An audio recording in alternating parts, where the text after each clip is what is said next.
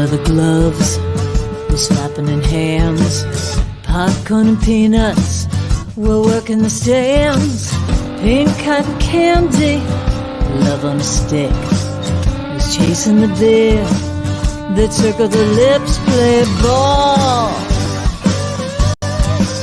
play ball. Roll up the bases and smack it right over the wall. Play ball. Play ball. And we're back.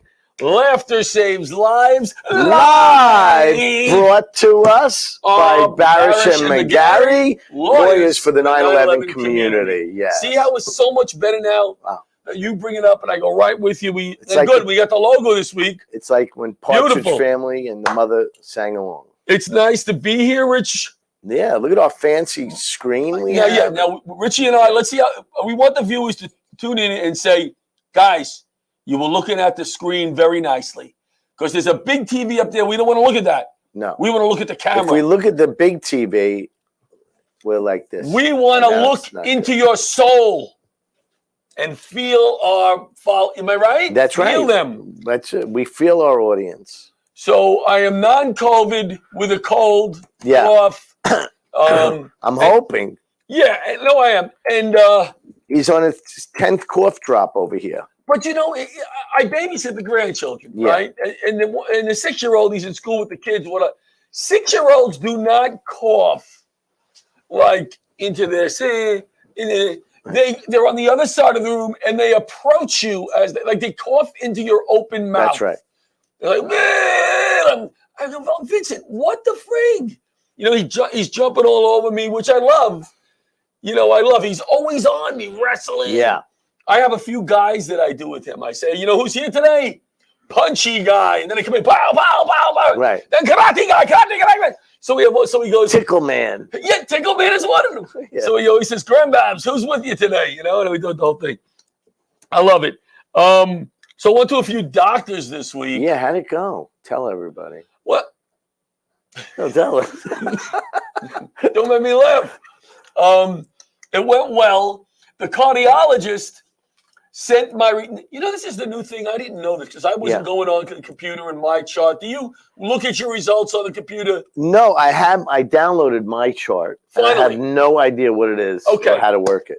You're better off. Here's why. Here's why. The new law, not how new it is, my wife, is that they need to post your results as soon as they get them, even if the doctor did not look at them yet. Ooh. So now you're reading these results. Yeah. And my results, it started with abnormal. Cardiologist, abnormal. Right. So you flipped out. Well, I didn't flip out, but I'm like, all right, what does abnormal mean, right? Right. Now I'm reading all of this stuff, and 57%. I'm like, oh my God, 57%. Yeah. Calling Les Deegan because he had the heart thing, you know. Yeah. Oh, I think I just broke HIPAA. So I'm, doing all. Finally, the secretary calls me, or his assistant. Right. And I explained, I go, what? Oh, and I told you when they took the first test, she went like this. Anybody ever told you you had a, what is it called, an anomaly? With the heart. What is that called? Like a murmur? Yeah, murmur. She says to me, has anybody ever told you that you had a murmur before? Oh. And I said to her, no. And she says, okay. Doesn't like 1 out of every 3 people have a heart murmur? But she just says, okay. Yeah. And turns it back to me and's going on I go, hold it, right? So now I'm reading. So now, John, everything's fine. It could have been this, could have been that, a little shadow. But since they wanted to make sure I was under a doctor's care for diabetes and triglycerides. How do you say that? Triglycerides. Yeah.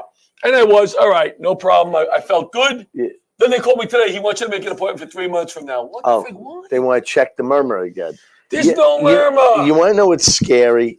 You know what scares me? Because I'm type 2, diabetic as well. The doctors are somehow, I feel great, are very concerned when they hear that.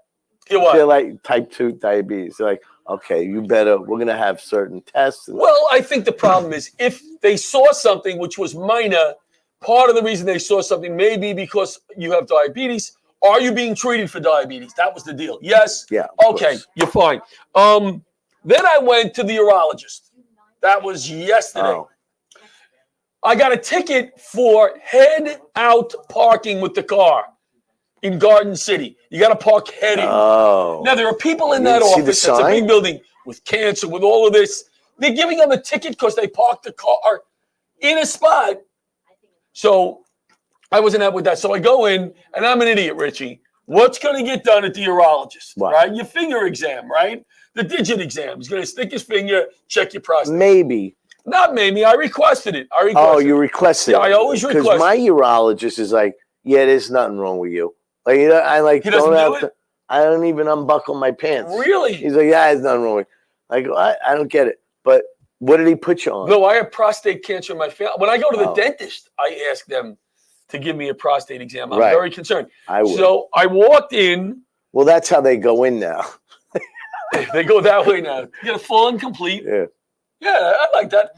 So I walk in, and like an idiot, I look at my calendar and I go, Yeah. oh, I'm going to the urologist. And not thinking, Right. because listen, it's not a big deal. Get your prostate checked out. I was uncomfortable for 35 Yeah. seconds, guys. Get it checked out. So I go in there like an idiot, and I go, urologist, and the nurse comes in. She's talking to me. She says, all right, he's going to come into the digital. I go, wait a second. Oh, that's right. He's going to stick his finger up my Watusi and check out. Oh, I go, I wasn't mentally prepared for that. You got to prepare a little bit. Really? Can you walk right? If you walked into the dentist and he said, I'm going to give you a rectal exam, you need preparation. Right. Give me 10 minutes, right? So then he says, the nurse is preparing, and she takes out this curling iron. Looks like a curling iron. And she had mentioned sonogram. Right. They waved that one. You know, that's what I was hoping. They waved the wand over my belly, maybe over the back of my ass. Pelvis, whatever. No. What'd she do with this They wand? lubed it up, and the doctor went, hello. What is it? A camera? Hello. Scope? It is a sonogram of the anal cavity. Oh my God. And again, I was uncomfortable for maybe 30 seconds. Yeah. Take care of yourself, guys and gals. Get the test done. It wasn't a big deal. I just should have thought, it was being done. Yeah. Well, How we doing with time? thank God you're okay. I worked out this week. You did? I should have went to the gym today, but I fell asleep. Who are you asking how we're doing on time?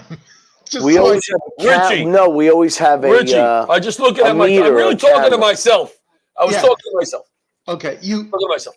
So we have to go to our first guest. That's how Yes. much time. Yes. let me just finish this quick. So I went to the gym this week. Yeah. I like to go in, but I'm not a big workout guy. Looking at me and Right. say, how does he get all his muscles? Right. They have this thing there, half-hour workout. Yeah. You go in, it's Crunch Gym, and you do this machine, right? Then you go to the next machine, Right. do the next one, It's a right? circuit. You just go down a half-hour, nice little quick workout. Yeah. There's always one friggin' muscle guy who should be in the back on the big muscle machines, sitting on the machine with his headphones right, does a set, then he sits there. Yeah. I'm sick of punching these guys in the face. I'm going to get in trouble. I walk by, I go, bang, like that. What are you doing? Right. And he went like this. Exactly. All right. We're going to go to break, and we'll be back with our first guest, Amy. We're from not. Cat Six. No, we're not going to break. Okay. He just jumped back in the chair from the kitchen. Commercial break. Barasch and McGarry. No. Yes. All right, we're going to skip it then. All Let's right, go to our skip it. first guest. Skip it. She's We're right. going to bring her out right now. From Cat 6, Amy Ratson. Amy, am I pronouncing your last name right? It's Raisin.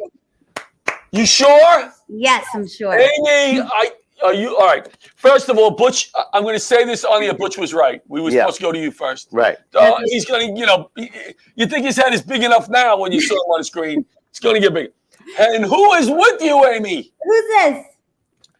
Mr. Will. This is Will. Hello, buddy. Hello. How are you?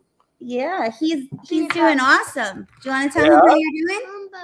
Now, Will, we did a fundraiser a few weeks ago. Yes, Rich Walker was on the show. I was We there. had a ball. We presented Amy with the big check. We For do around have we do have pictures. We have pictures. All right. We presented Amy with the big check of $2,250. I don't mean big, a lot of money. I mean the big check. Do you want to see? And It was a fun night. No, Amy? It was a blast. Oh, there we are, There Willie. we are. Look at that. That's a great picture. It's great. I know. My wife's handwriting. And there's Rich Walker at this. This Look is at that. This is as loud as the audience got. This is a video. This isn't a still. That's not true. Which was so funny.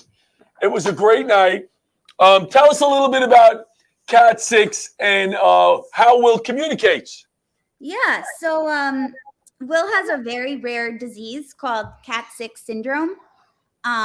This is actually like good timing to come on and raise awareness because yesterday was International Rare Disease Day. So although Will, his disease is really rare and that there's only around like 300 diagnoses in the whole world. Who is in your family? Oh, sorry. He hit his. That's all right. There's hundreds of thousands of people living in this world with rare conditions. And so a big part of our mission is raising awareness and advocacy so that we get equity in healthcare and treatment. It's really hard to get diagnosed and to have doctors that really know what they're doing. Right. They're so rare. But one thing our foundation does is we help supply equipment and tools to families so that they can best support their children in their homes. Will's condition's so rare that there isn't even like a medical code for it yet. Wow. Oh, wow. Yeah. Look at that. So there's therapies that I get for Will that I have to pay out of pocket for because the insurance is like, well, what's your disorder? There's there's no proof that, this actually helps with that disorder. So, it's definitely a challenge and it comes with a hefty expense. So one thing our foundation does is we help families purchase equipment. And one thing is like communication software that Will has. This is on an iPad. There's like thousands of words on this device. Can he turn the page on that? Is there pages, Amy? Oh yeah, there's tons of lists. So he has like his favorite TV shows on here, his favorite people in the family, like all his teachers, his classmates. He requests everything he wants to eat. He can make funny little comments. When you were actually on and we were muted, he was laughing and hitting. This is so fun. This is so fun. Can you hit something first now? Yeah, sure. So, hey, Will. Brace yourself because he hits not funny. Thank you. Oh, he just said, You're Thanks, welcome. Will. You're welcome. Thank you for letting us in your life and letting us do the show. That was so much fun. How much can I ask how much does a unit like that cost? So this is a regular iPad. So whatever the cost of, there's various levels of iPad. Right, the software. But then this software is about $300. Oh, okay. So it ranges, depending on what you need. Will's doing pretty well and he has fine motor skills and he can use this. But there's some individuals in our community that don't have those motor skills. So they actually have special software called eye gaze and it detects where you're looking. That type of software, comes in the multi-$1,000s. Right. It's much more, advanced equipment. But that's just one thing our foundation does. A huge part of what we do is we raise money for research, supporting families in any way that we can. Fantastic. Well, thank you for letting us be a small part of it. And we would love to do it again. Can Will tell us one more thing? Like, what is his favorite food? Can he tell us that? Oh, You want to tell him your favorite food? Go ahead. What do you like to eat, Will? Go to your food list. Right here. Tell him what you like to eat. What do you like to eat? Hot dog. Yep. Oh, me too. And that's what we had for dinner tonight. So that was. So he can hear us perfectly fine. Oh yeah, and that's a huge message that I try to give to people. I need to use the bathroom. Okay. There you go. So does John. So right. Say bye to them, Will. bye. So a big part of what I try to teach people is that although Will's non-speaking, it doesn't mean that he's non-hearing or non-understanding. Right. I mean, he knows all his letters in the alphabet. He can count. He has a lot of abilities. And we're really grateful that we're here in this time. And not when I was growing up. Yeah. Because you're an old lady, not as old, right? You're a young chipper. In the 1980s, when I was in elementary school, Will would have been isolated. Yeah. And not right. included and not being treated or helped. All right. So we have a minute. If people wanted to find out more about Cat6 and the Rare Childhood Disease Day, where can they go? They can go to our website, kat6a.org. Google our foundation. We're doing a lot of great things. And, I hope that you learn more about it, especially if you have a child with any sort of developmental disability. They may be misdiagnosed right now, and your doctors may be saying they have autism or cerebral palsy or something else. But if you can pinpoint the exact genetic disorder, there's hope that there can be some medications and treatments that help them. Thanks, Amy. We got to go. Thank you so much. Thank you. Will. Bye, Will. Good night, buddy. Bye, Will. Bye. Bye. Awesome. That is awesome. Great. When you do a show and you raise some money for something, you kind of gets lost and everything, right? Yeah. But when you see that, it pays off. It feels good, right? Yeah, it does. Right. That's why I only paid you $25, right? It's a long story. Yes. It was a great night. Let's go to break. We'll be right back with our next guest.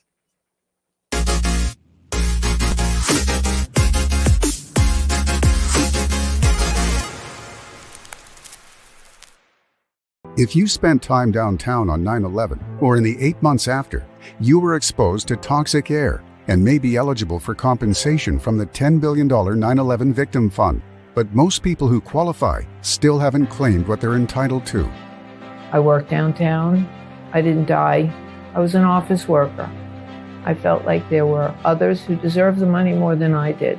A major reason people haven't claimed the money they're due is guilt. They feel guilty claiming funds when others died or were first responders. I heard there were 9/11 funds, but because I wasn't a first responder, I did not apply. You do not have to be a first responder to qualify. This fund was created for everyone who worked, lived, or attended school south of Canal Street, who may have experienced or have experienced respiratory illness or any of the 68 cancers linked to the toxins. Even if you have a family history of cancer, there is a presumption linking most cancers to the toxins. I thought it was too late to make a claim.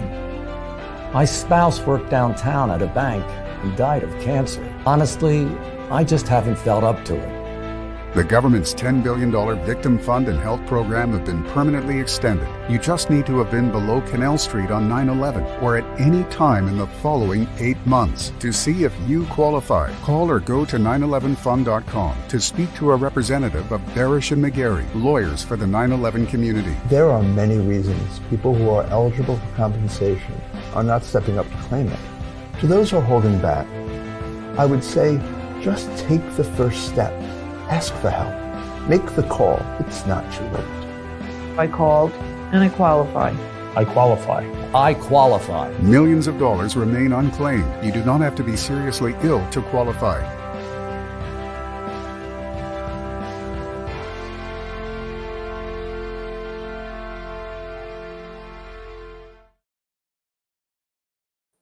And we're back. Laughter Saves Lives live here on Strong Island Television. I didn't mention it up front. A Buffalo firefighter died today in an explosion. Oh. We just we feel for his family, especially his firefighter family, Engine 2 in Buffalo. And I forgot to mention that up front, so I'm sorry.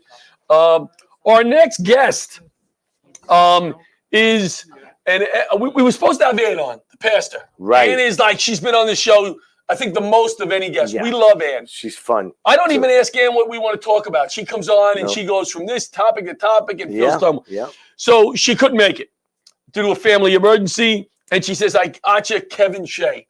Now, any firefighter in the country knows who firefighter Kevin Shea is, now Lieutenant Kevin Shea. Wow. He is a hero. He is very well known. So I called Kevin up and Kevin was like, I don't know if I can do this. The guy slid on ropes, make rescues, went into the first World Trade Isn't that Center. something? I go, Kevin, you can do it. And he goes, Ann said to me, and I know this, Kevin, can you do something for me tonight? And what are you going to say? Before she tells you what are you going to say? Yeah. Of course. Of course. She goes, I want you to go on this dopey show. And he goes, oh, no. You can't. But he's here, Lieutenant out. FDNY. Kevin Shea is here. Yes. Kevin, no matter how uncomfortable it feels, you were on our hero segment. That, We're not talking about sandwiches, but I know. I think that woman before me was the hero. She is great. She is, and her son Will. She Absolutely. is. You are absolutely correct, Kevin. It's an honor to have you on. I don't think we've ever met. No, where did you work, John? I worked in Ladder 12, and then I went to Hazmat 1. Okay, yeah, I did a deep Hazmat. I was in Ladder 12 from 87 to 97, and you were in Manhattan during that time. Yes. Yeah. So, first of all, I remember that first roof rescue. I don't know if I was at the job, and that's what, by the way, firefighters, they call it a job. A fire is a job, right? A job. So, I don't remember if I was there. I saw it so many times on YouTube and the news that I think I was there. But we do have a picture of it. It's black and white because I think that's all we had. That's fine. Bring it up. What floor is this, Kevin, that this rescue is made from? Wow. 12th floor. So how many floors were to the building? That was the top floor. So 12 was the top floor? Yeah. Yes. Okay. So explain to people what a roof rescue is. What is the training involved? How much training did you do for this? And how many times did this happen? Well, at the time when I was hired, that was really Proby school evolution. Everybody did it. And that's always thought that was one of the strengths of the fire department was everybody's trained in that same. Right. roof. I was trained and retrained. So that day was the day that we repacked the roof rope. So I had one of the roof ropes was rescue carry 2 of them, not one like the other trucks. Right. Yeah.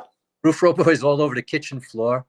That's where you dump it on the floor because it wasn't like the apparatus floor. It was no abrasive or oil stains. Right. Rope. And Kevin Dowdell from Rescue 2 was working that day and knew Kevin. And Patty Barr I'd never met from the 43 truck up in Harlem. And that's the beauty of that evolution was guys from all over the city, some I'd never even met before. And an hour and a half later, after your first cup of coffee, they are in the middle of it. And we were lucky. It went Hold on one second, Kevin. Let me just explain what you just said. And you said it perfectly, but Sure. These guys don't work together that day normally.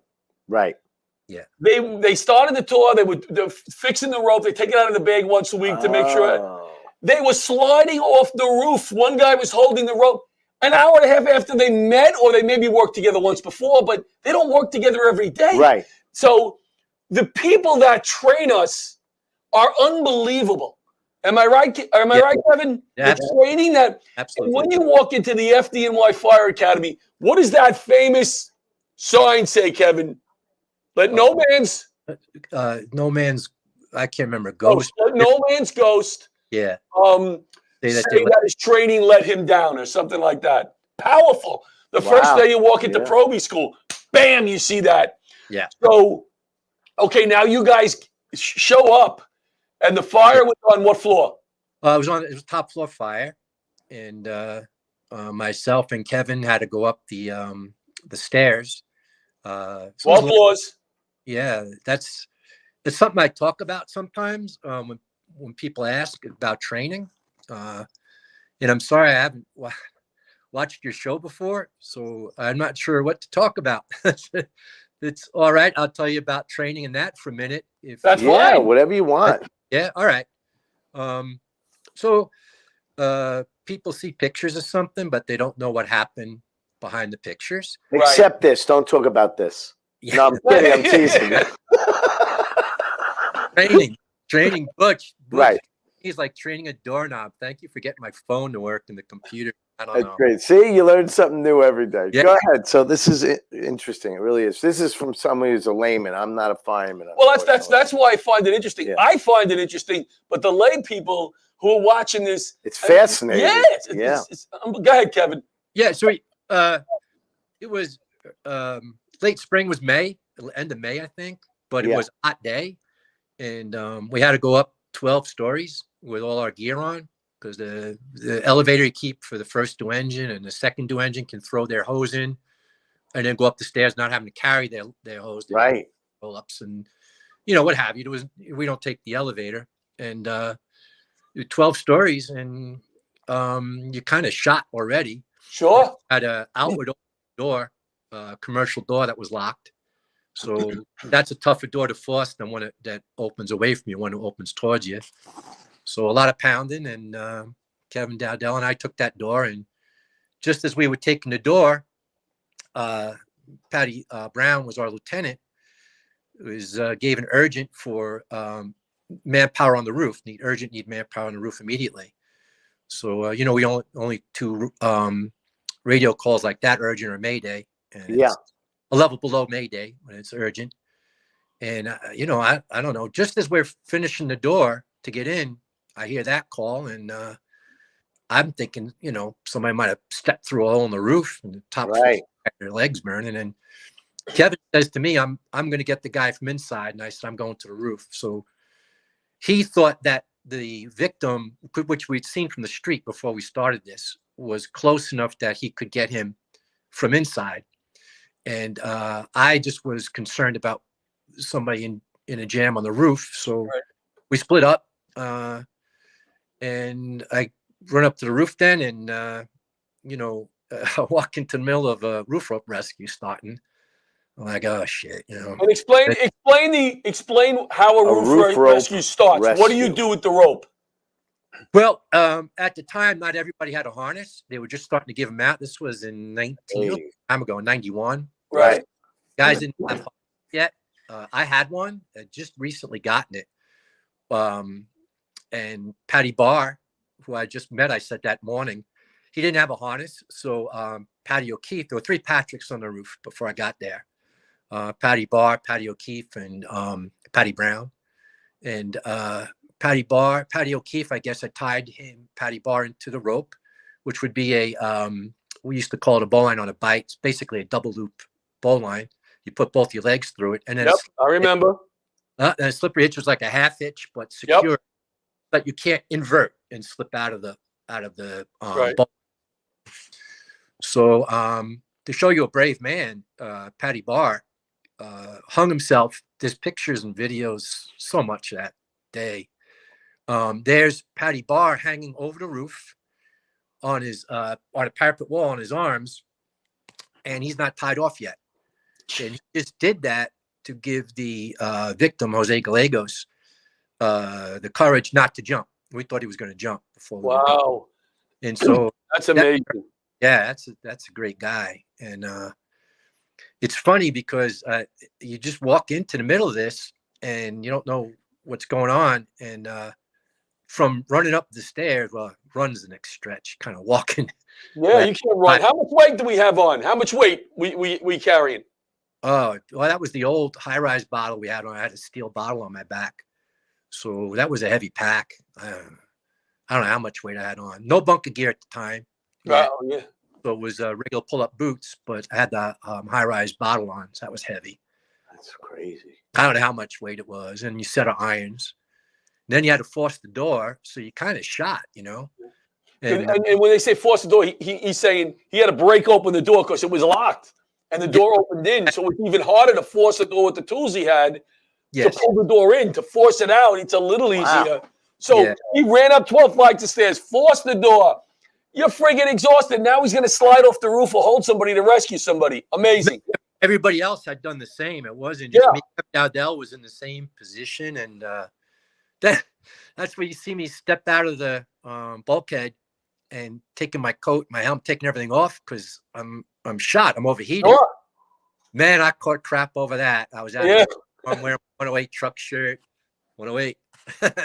Wow. Did you really? You slid off the roof, right? No, what happened was, I'm sorry, off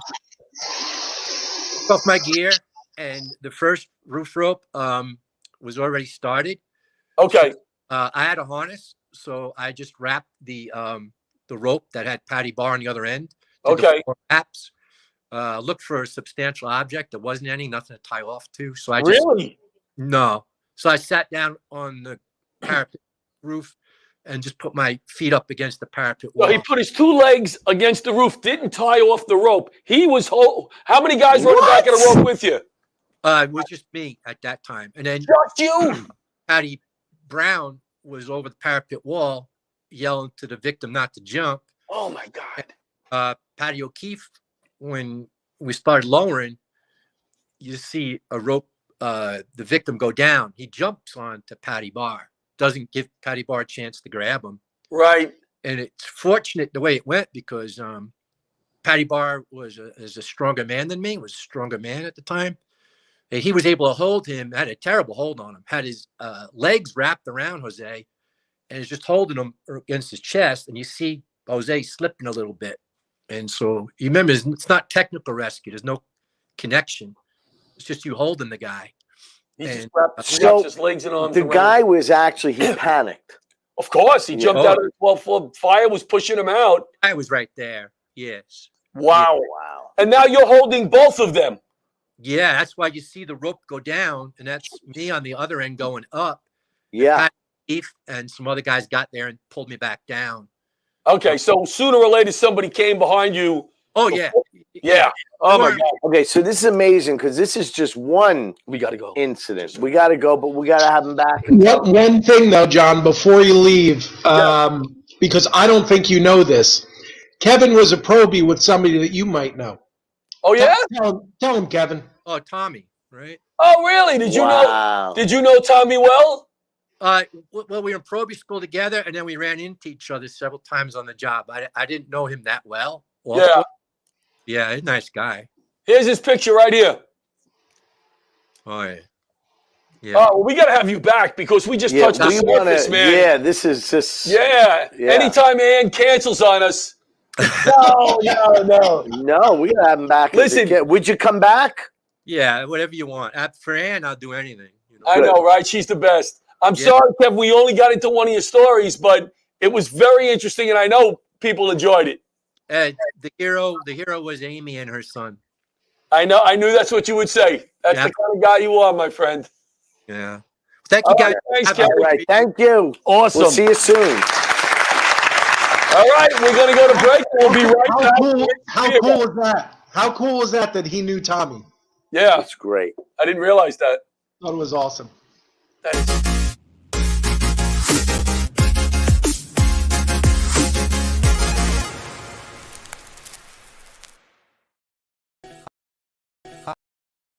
Hi, I'm Arthur.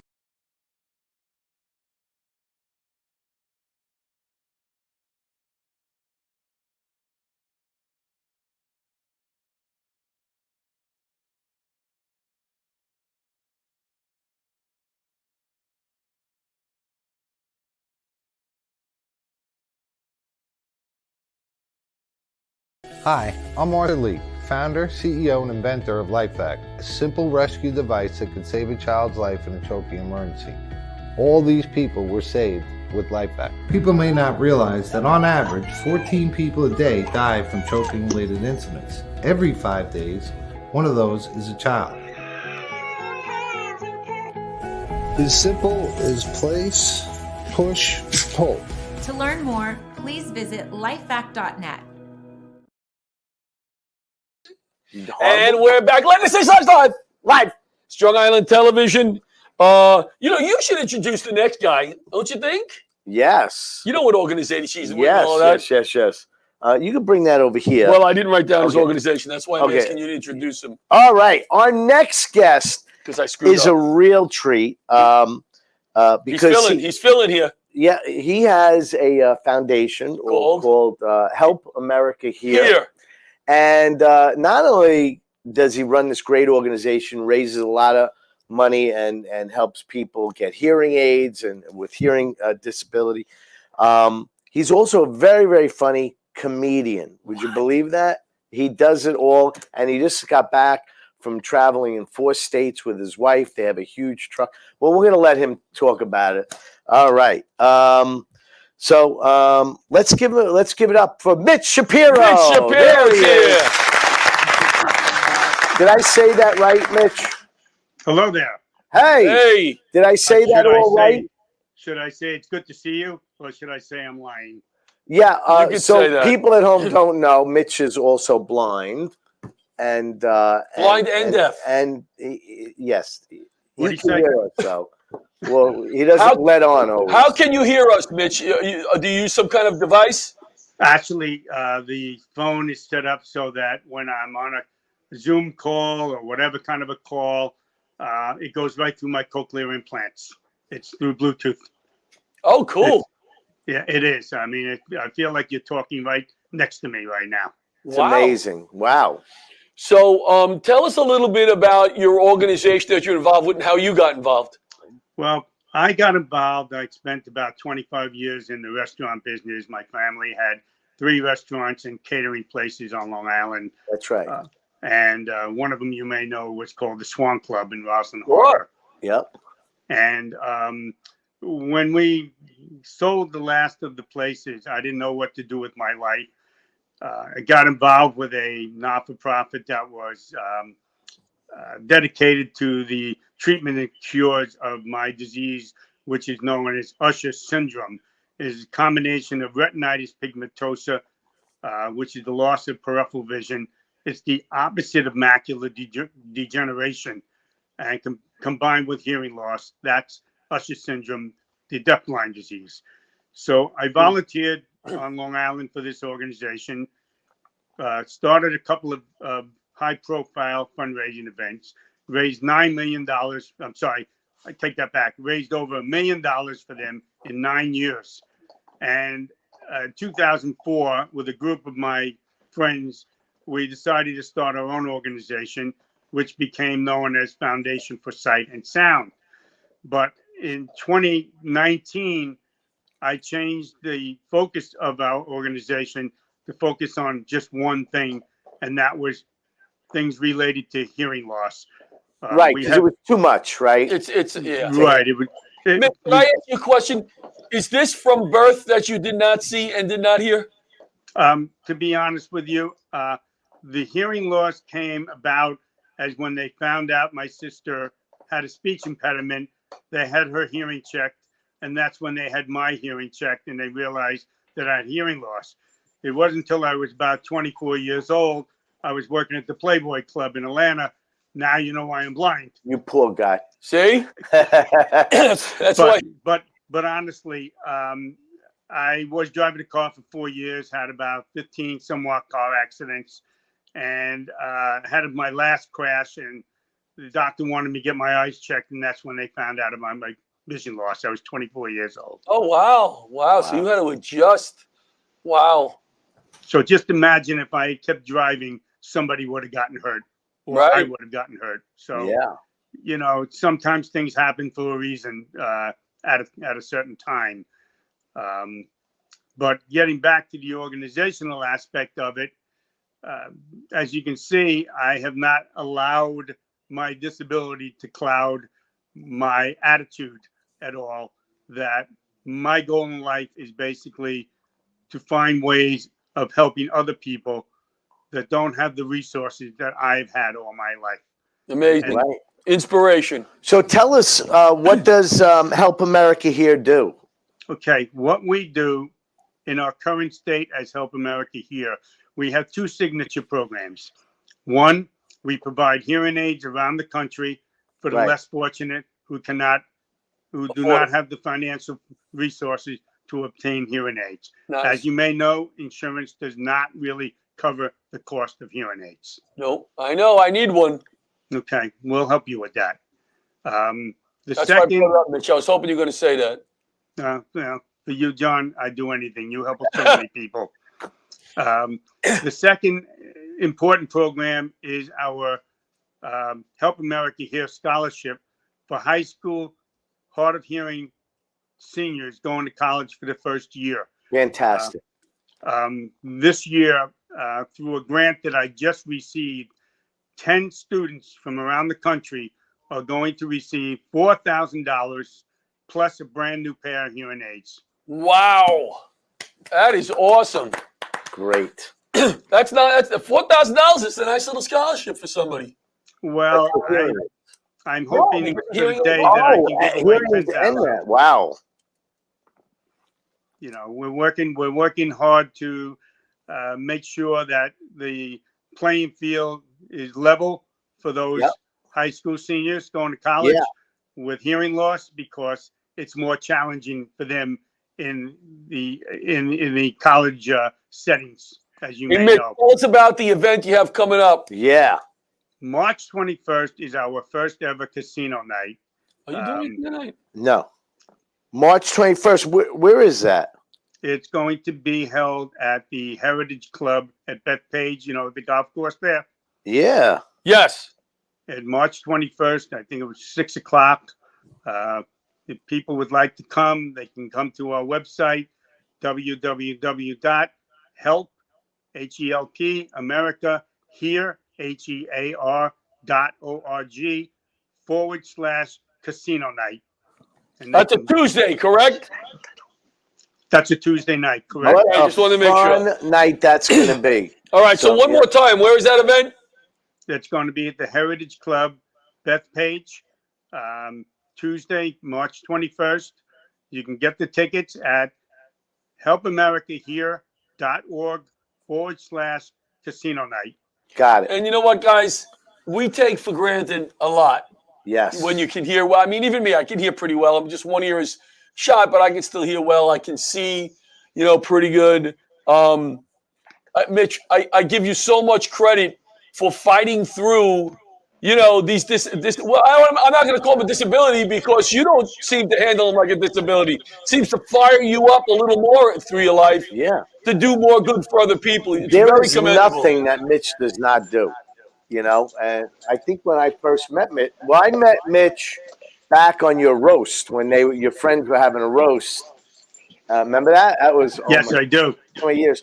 And then he was interested in taking my stand-up university class, and he took that seriously, really seriously, graduated, and he still does comedy to this day. Yeah, which is amazing. I just enjoy making people laugh in this stressful world. Yeah, absolutely. I know what you mean. That's great. What's one of your favorite jokes? Yeah, give us one of your favorite jokes that you tell, or skit. Okay. So I once played in a charity softball game. Yeah. I'm coming in from the outfield, and my buddy yells out to me, "Man, this isn't your game." I said, "Why? Is it because of the 2-line drives that went between my legs?" He said, "No. Everyone went home an hour ago." Did you write that? You didn't write that. Well, I may have helped. No, did you write that joke? That's his joke. That is a funny joke. What else? You got another one or two for us?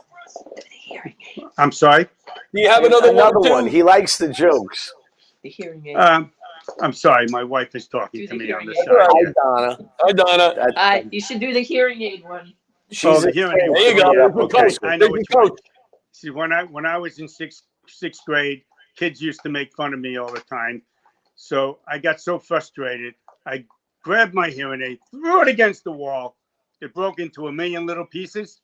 When I got home, I never heard the end of it. It's a hearing joke. Yeah, it's a hearing joke. Here, one more. Give us one more, Mitch. All right. I asked my wife, I said, "Why'd you marry me? Is it because I'm good looking and sexy?" She says, "Nah, I knew you'd never look at another woman." Very good. Great. Mitch Shapiro. All right. So one more time, website and the date of the event. Okay. The website is help, HELP, America, here, HEAR.org/casino night, March 21st, Tuesday night at the Heritage Club in Bethpage. All right, I put that on my calendar. I'd like to go. Go to that. I'd like to go. Say hello to Mitch when you're there. For everybody out there, he'd love to meet you. Make sure you say hello to me first, because you'll see me before I do. All right, Mitch. Thank you so much for Thanks taking for joining us. joining us. Bye, Donna. Bye, Donna. Bye, Rich. Let's go to a break, and we'll be back with comic Alex Bradley.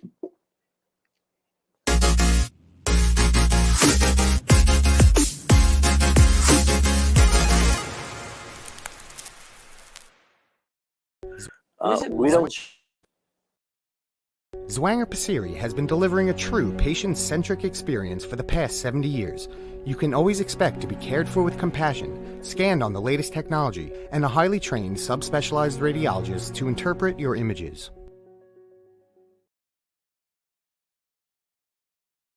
And we're back with Laughter Saves Lives. Live!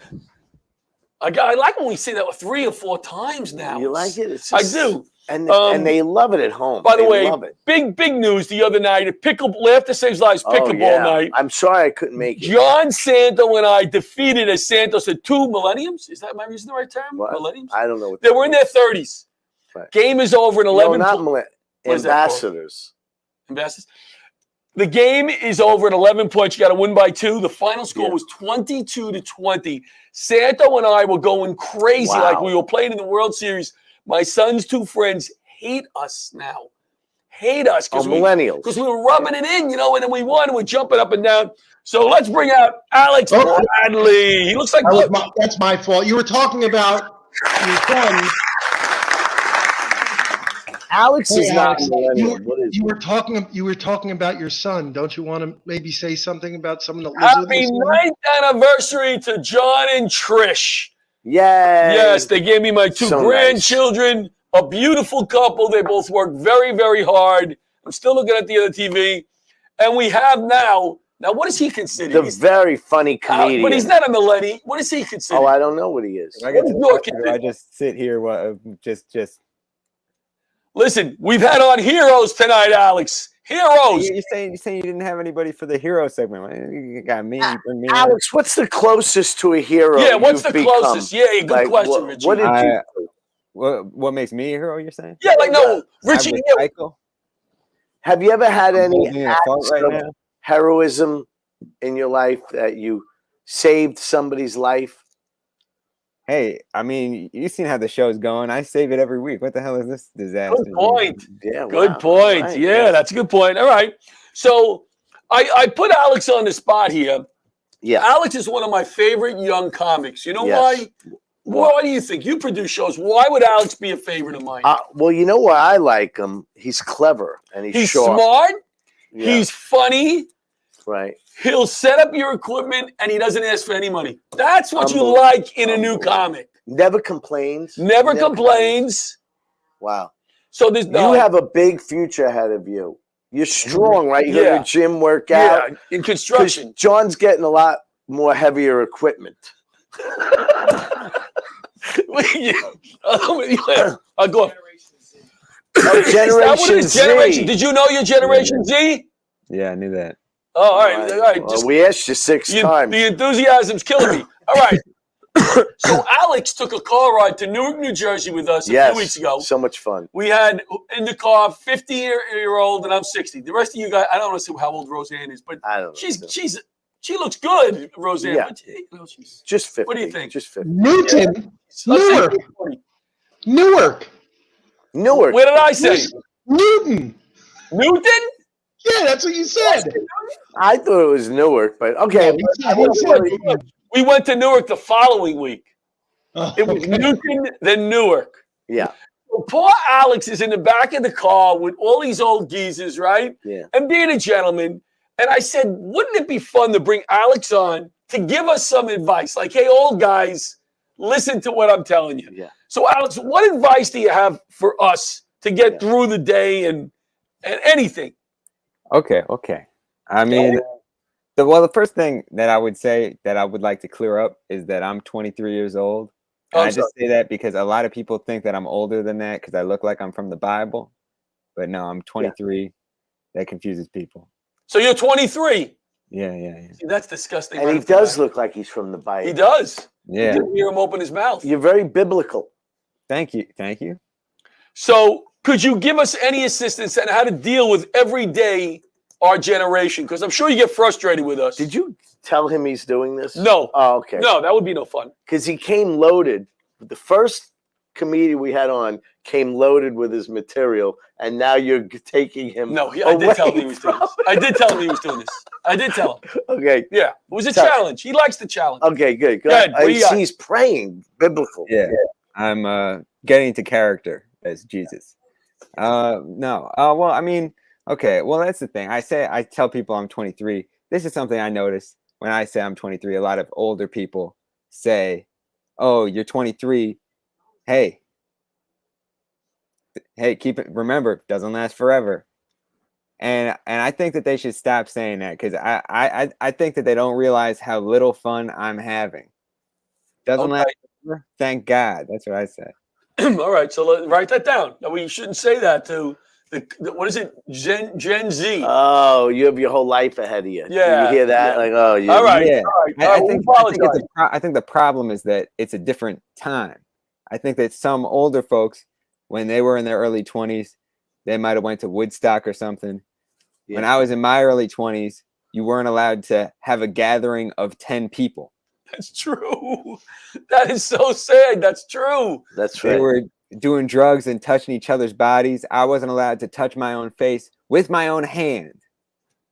So that is why it's a different time. Very good, Alex. Very good. Yeah. You're on fire. All right. So what else? Something I notice is different between the generations is communication. Mhm. Like when you guys got to reach out to somebody, what do you do? We call or email. Yeah. You see, what's the point of a phone call? Because nobody in my generation, I receive phone calls. Nobody in my generation makes phone calls. Nope. Unless like to my grandma on her birthday. That's the only time I call somebody. But I have probably my best friends, my closest friends that I've known for years, that I talk to every day, that I have never called them. So what's I want to understand, what's the point of the phone call here? Well, I think also what we do is, if Alex doesn't answer the phone, which he's not going to answer if I'm calling him, right? He's not going to, because he doesn't. Well, I answer. called him and he wrote, "Text me." Text me. That's what they'll do. Yeah. Go text. We leave messages still, voice messages too. Yeah. Your generation doesn't know what a voice message is, right? No, we know. We wish we didn't. You don't check it, and then I'll leave my phone number.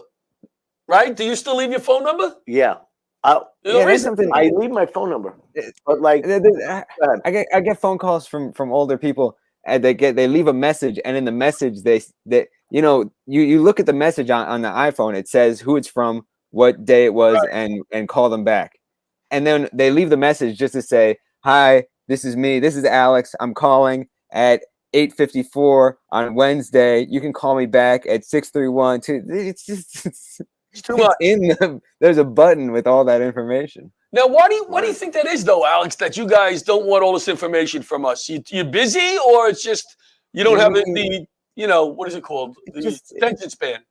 It's just faster to communicate with text. Yeah, and you can all the information you can do words. You can communicate tone with the punctuation, with emojis. They don't do. I have a question for you, because now my son is 17, and his texts are very curt, very short and curt. Like no, or it's possible he just doesn't like you. That's probably it. He doesn't like me. Oh, you know what I do, Alex? Now this you need to help me with. Yeah. Okay, because my daughter hangs up on me immediately when I call from the car, but the Bluetooth is not set up yet.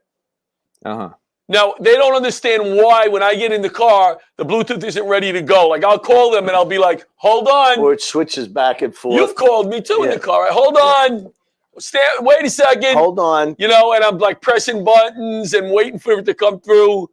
I apologize for our generation for that.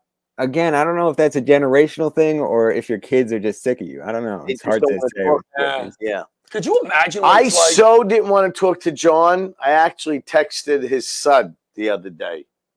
I know that. I know. My son goes, "I just got a text from Mr. Mugger. I think he's looking for you." Yes. All right. We got to go soon. So we're going to call this segment "Young Guy Teaches the Old Guys." Thank you. I think that's too basic. Alex, tell The us student has where you are become the next. master. Yeah, Alex, where are you performing next? Text us and let us know. Yeah, I don't know. Oh, let us know. Let us know right now. Cool. Oh, God. Oh, where's my phone? Oh, God. Oh, God. I got the calendar. Richie would be taking on his book. I got it. No, I got it. I'm performing at Sound Avenue Bistro on Friday. Oh. In Riverhead. Check the laughtersageslives.org website for future shows. I forgot to read them. Laughtersageslives.org. If you want Thank to do you to our guests. Thank you, Alex. Great job. Thank you, Butch. Great job. Guests were fantastic tonight. Thank you, Good night, Bobby. everybody. We're All going right, to the good night diner. to you. Richie and I going to the diner. Burgers. No fries. Thank you. No fries, Richie. No. Maybe.